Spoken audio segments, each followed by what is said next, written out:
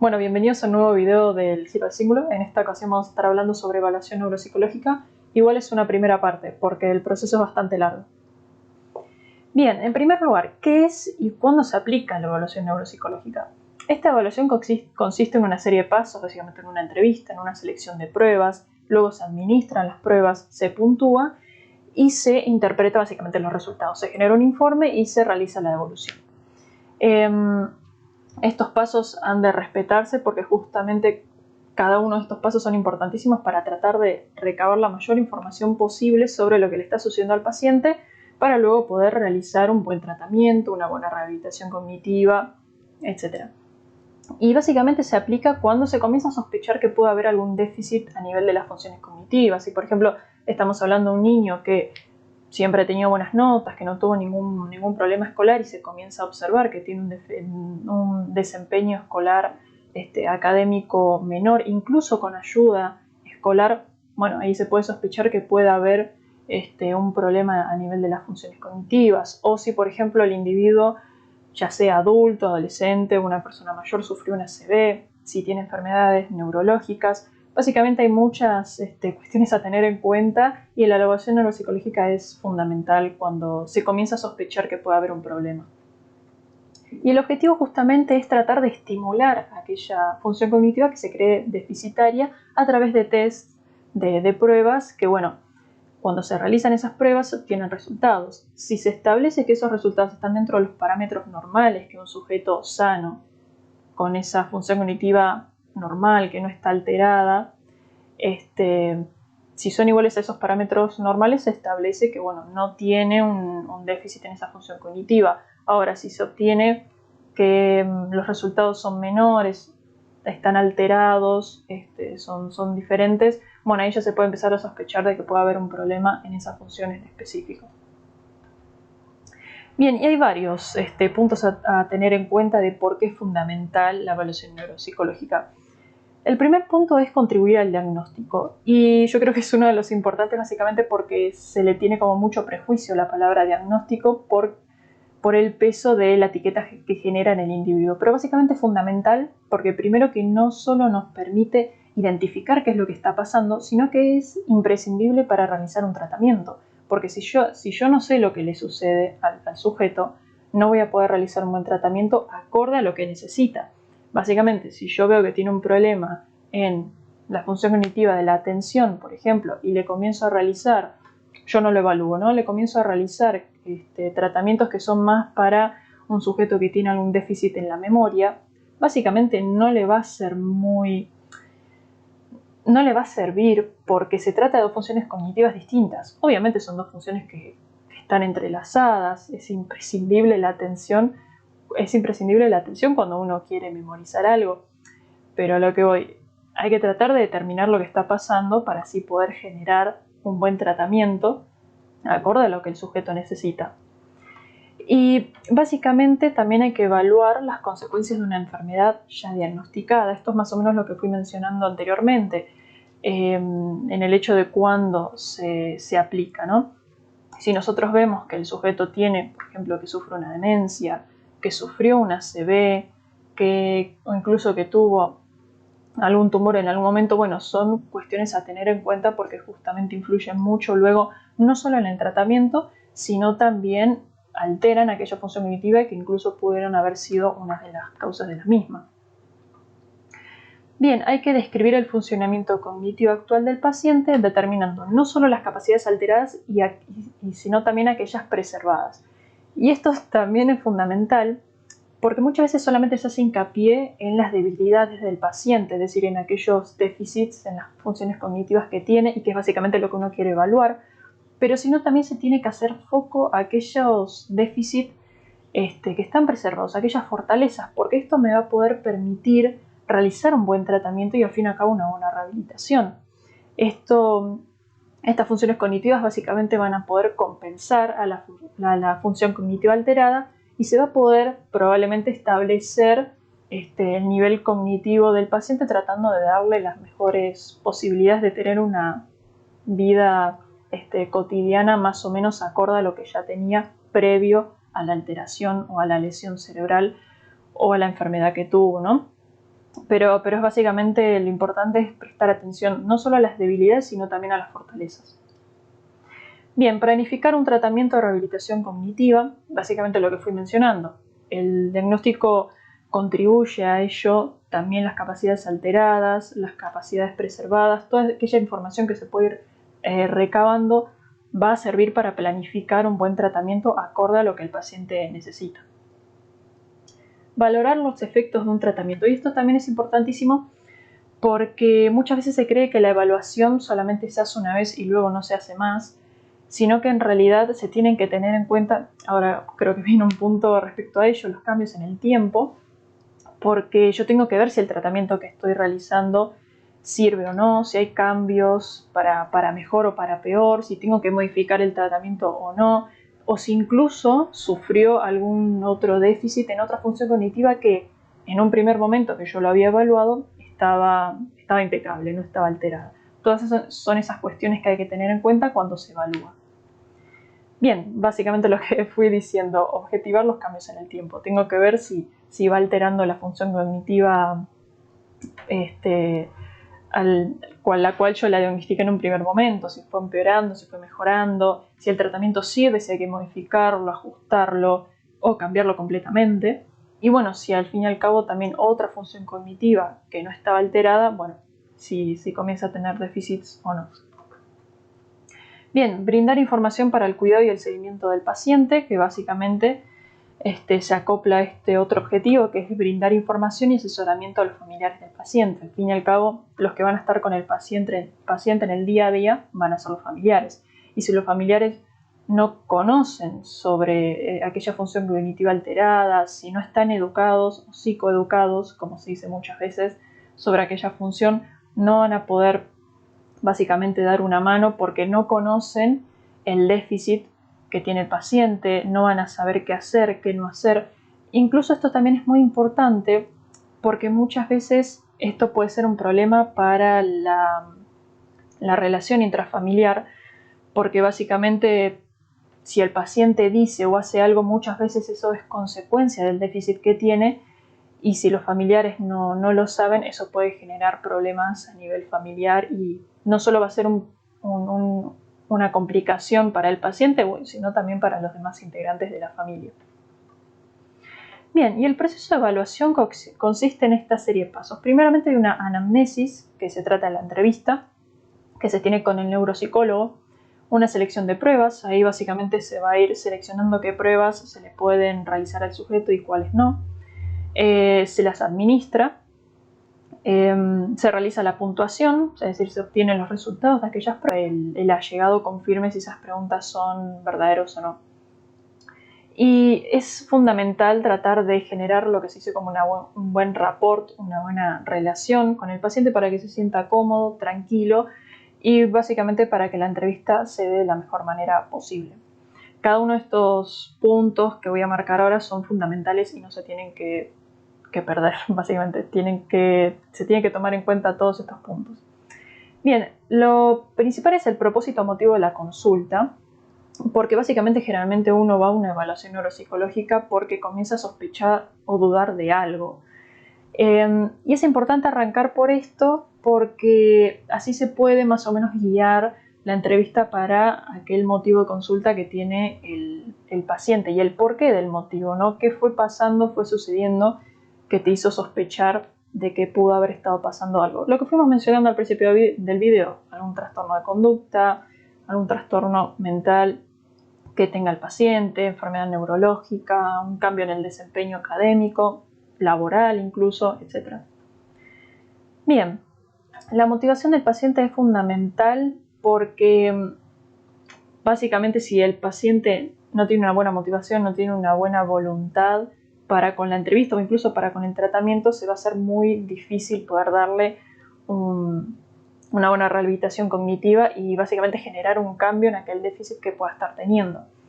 Algo importante también es tener en cuenta las expectativas que se tiene con respecto a esa evaluación neuropsicológica y también qué expectativas tiene la familia, porque muchas veces las expectativas son muy altas y si uno le devuelve un informe y bueno, básicamente trata de bajar un poco esas expectativas, Eso puede ser muy, muy estresante, muy frustrante y bueno, puede ser muy, muy contraproducente para el paciente y para su tratamiento.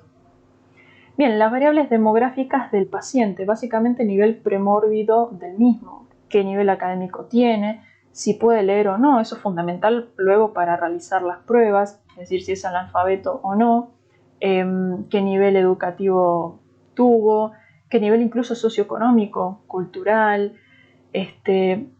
son todas variables que hay que tener en cuenta, no solamente para el tratamiento, sino también para entender un poco cuál fue, digamos, el recorrido histórico que fue teniendo ese sujeto.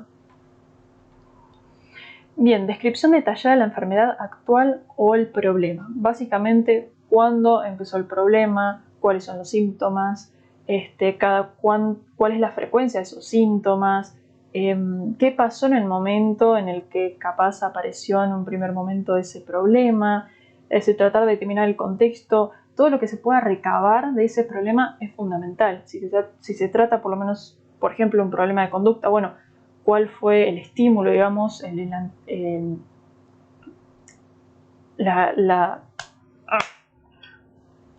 por ejemplo, si se trata de un problema de conducta, cuál fue el estímulo que lo generó, información importante para recabar. Y en preguntar por dominios cognitivos no revelados como sintomáticos. Básicamente aquellas cosas de las que no se quejó el paciente son también importantes para la entrevista. Tratamientos recibidos y medicación, fundamental, porque puede ser que incluso la medicación que haya recibido el paciente haya generado aquel déficit en las funciones cognitivas, y también qué tratamientos recibió, no solo para ver si eso generó capaz una alteración en la función cognitiva, sino también para tener en cuenta qué tratamiento distinto y mucho mejor se le puede brindar. Antecedentes médicos, por ejemplo, si se trata de un niño que tiene un problema de desarrollo, bueno, qué antecedentes perinatológicos, si la madre, por ejemplo, tuvo alguna complicación con el parto, cuando estaba gestando, si ingirió algo tóxico, si fumaba, que bueno, básicamente pudo haber alterado luego el desarrollo del niño. Después también antecedentes heredofamiliares, si se trata de, por ejemplo, demencias como la enfermedad de Parkinson o Alzheimer, que son hereditarias. Tratar de recabar si se le ha realizado una evaluación médica con examen físico al paciente. Básicamente todos estos los que se pueden englobar dentro de antecedentes médicos para recabar mucha más información y tratar de determinar bien qué es lo que puede estar sucediendo. Bien, por otro lado, se tiene que tener en cuenta la situación actual del paciente. En este caso tratamos de recabar información sobre la composición familiar, si tiene algún trabajo o no, qué tipo de trabajo realiza, por cuánto tiempo, si tiene actividades recreativas, hobbies, e incluso también si tiene alguna crisis económica, si tiene dependencia o independencia económicamente con respecto a la familia, si tiene este apoyo socioemocional de la familia o de otros allegados o amigos. Es fundamental tener esto en cuenta para el tratamiento del paciente. Bien, por otro lado, se tiene que tener en cuenta la observación de la conducta del paciente durante la entrevista, no solamente sobre lo que dice y bueno, el motivo de la consulta y demás, la historia del paciente, sino realmente cómo se comporta durante la entrevista. Esto puede ser un factor muy importante para tratar de recabar una buena información y al fin y al cabo realizar un buen tratamiento. Bien, y por último, exámenes complementarios, como por ejemplo exámenes o estudios neurofisiológicos, como electroencefalogramas, potenciales evocados o incluso un mapeo cerebral, que lo que tratan de hacer esto es estudiar justamente cuál es la actividad bioeléctrica dentro del cerebro. Esto, por ejemplo, es muy importante cuando el sujeto tiene epilepsia, que es una actividad anormal, alterada de esta actividad eléctrica del cerebro. Y bueno, básicamente es fundamental para ver qué está pasando a nivel cerebral en el sujeto. Por otro lado, una evaluación de visión y audición, fundamentales, porque si yo, por ejemplo, le estoy realizando una entrevista y el sujeto no puede escuchar bien, básicamente no me va a comprender, y toda la información que yo voy a recabar de lo que el sujeto responda va a ser una información que capaz yo puedo interpretar que es un problema de lenguaje o que es un problema de comprensión del lenguaje, cuando en realidad es que tiene un problema de audición. Y lo mismo sucede con la visión. Si yo, por ejemplo, tengo que realizar una prueba que se denomina como los cubos de Corsi, se utilizan para estudiar la memoria de trabajo, eso ya lo vamos a ver en otro momento. El neuropsicólogo lo que hace es hacer una secuencia, es decir, toca ciertos cubos, como puede ser el cubo 1, 4 y 5, y el paciente los tiene que repetir. Si el paciente ve mal, básicamente va a realizar mal la tarea, y yo puedo determinar que tiene un problema de memoria, cuando en realidad lo fundamental es que tiene un problema de visión y que no pudo resolver la tarea de una forma correcta, pero no por un déficit en la memoria, sino por un déficit en la visión. Bien, por otro lado, estudios de neuroimágenes, que son muy conocidos, como las tomografías, las resonancias magnéticas, las tomografías por emisión de positrones, y el SPECT, que es una tomografía por emisión de fotón único. Por otro lado, estudios de laboratorio neurometabólicos, como estudios de sangre u orina, y algunos estudios genéticos, como lo que fui mencionando, el que tiene que ver con los antecedentes heredofamiliares. Es decir, si hay dentro de la familia alguna persona que tiene Alzheimer, que tiene Parkinson, bueno, es muy probable que se hagan estudios genéticos sobre esas enfermedades u otras. Bien, y por último, ciertos niveles de evaluación a tener en cuenta. Cuando evaluamos, hay 3 niveles: el screening, el diagnóstico y el diagnóstico específico. Cabe destacar en este caso que el screening no se trata de un diagnóstico, básicamente también se lo conoce como un rastrillaje, y es básicamente un pantallazo de lo que le puede estar pasando al sujeto, pero no sirve para diagnosticar, es decir, no nos podemos basar solamente en eso y determinar que el sujeto tiene tal o cual cosa. Lo que permite el screening es tratar de generar un pantallazo, tratar de determinar si se debe realizar un diagnóstico o no. Porque muchas veces los diagnósticos son muy largos, muy exhaustivos, complejos, que pueden hacer que la persona se frustre, se estrese. Entonces, si se sospecha que puede tener alguna alteración en las funciones cognitivas, muchas veces es preferible hacer un screening. Y si los resultados obtenidos determinan que lo mejor es hacer un diagnóstico, bueno, se prosigue con el diagnóstico.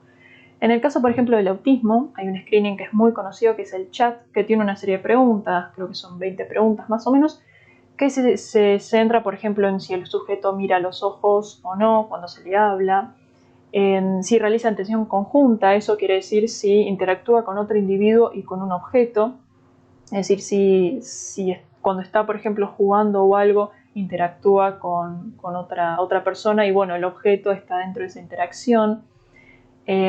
Si el juego es funcional, es decir, muchas de estas cosas se tienen en cuenta, pero no es exento del diagnóstico, es decir, no se puede uno basar en el screening. Bien, por otro lado está el diagnóstico, que es un diagnóstico más general, como por ejemplo el cociente intelectual, que difiere del diagnóstico específico, como su nombre realmente lo indica, ya que el diagnóstico específico se centra en una función cognitiva en particular que se puede creer que está alterada. Si por ejemplo el sujeto comienza a sospechar de que tiene un problema de memoria, se le realiza la entrevista y demás, y realmente el neuropsicólogo recaba la información y determina que puede haber un problema a nivel de la memoria, bueno, se realizan diagnósticos específicos con respecto a esa función cognitiva.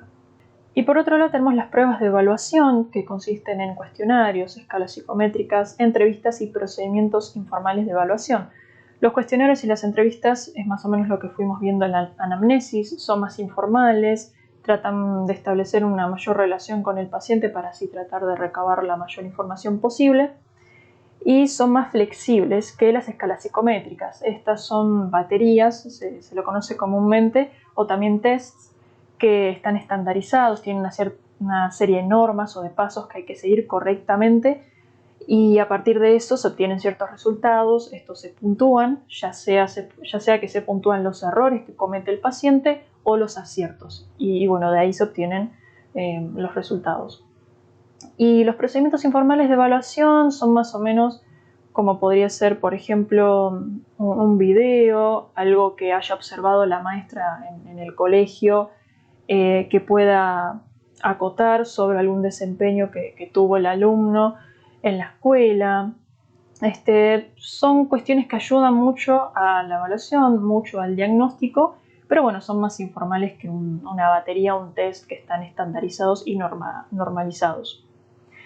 Bien, y esto es todo por hoy. Ya va a haber un próximo video sobre la segunda parte, donde vamos a ver la selección de pruebas, la administración de pruebas, la puntuación, la interpretación y la devolución, que es básicamente como el punto importante cuando se realizan los tests, cómo se puntúan, cuáles se realizan y cuáles no. Todo eso lo vamos a ver en el próximo video. Acá está la bibliografía por si les interesa leerla o chequearla. Y bueno, nos vemos en el próximo video.